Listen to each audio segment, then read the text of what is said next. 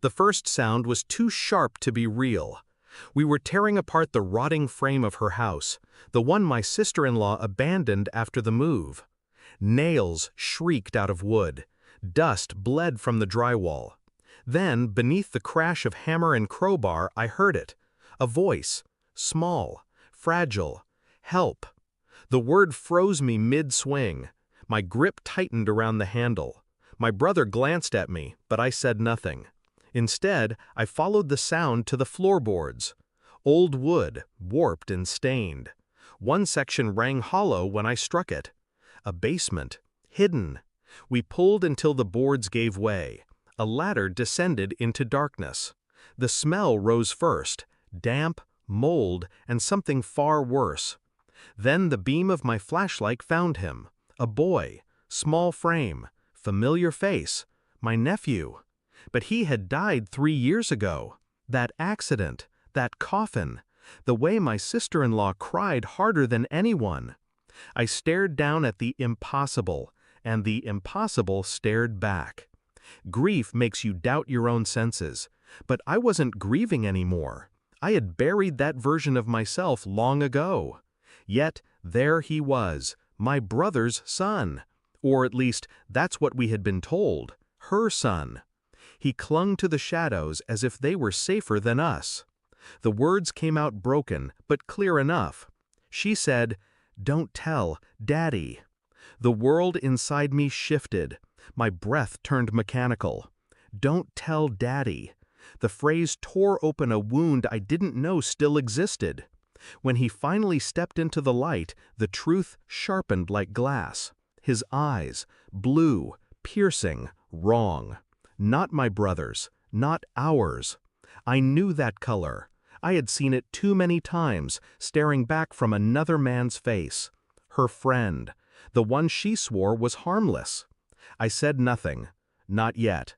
But the betrayal cracked through me in silence, sharp and unforgiving. I played my role well, the supportive brother, the helper, the silent observer. But every night, the boy's eyes followed me in memory. A reflection that didn't belong, a secret too heavy to bury again.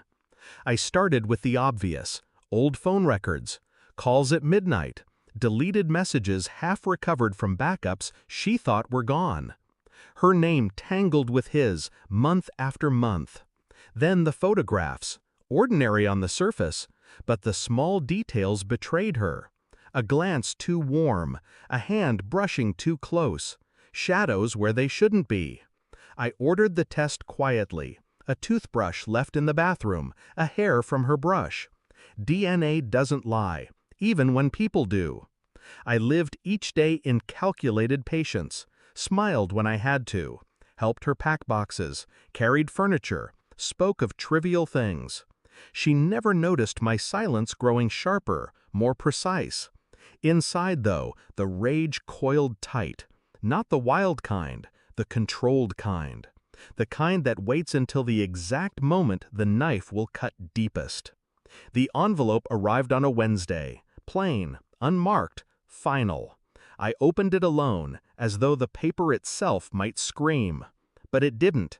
It simply told the truth. He was not my brother's child.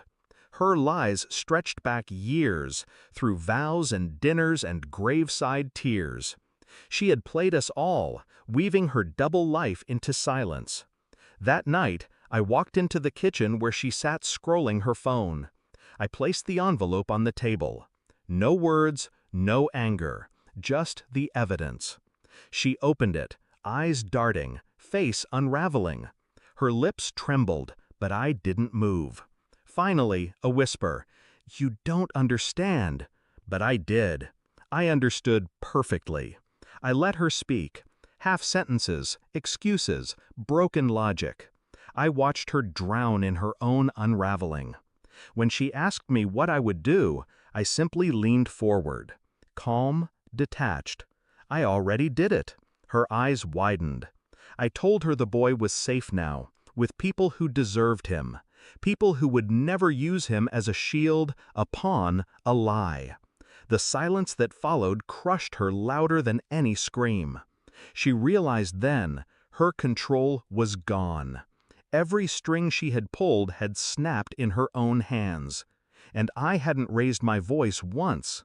I left her there, mouth open, eyes hollow, hands shaking over papers that proved everything. Outside, the air felt sharper, cleaner. I thought of the boy, his voice calling from beneath the floor, his eyes, blue, unhidden now. He would grow knowing the truth, not her stories. I felt no pity, no sadness, just clarity. Some truths are knives, others are keys. This one was both. And as I walked away from the ruin she called a home, I knew one thing with absolute certainty. She would never bury another secret again.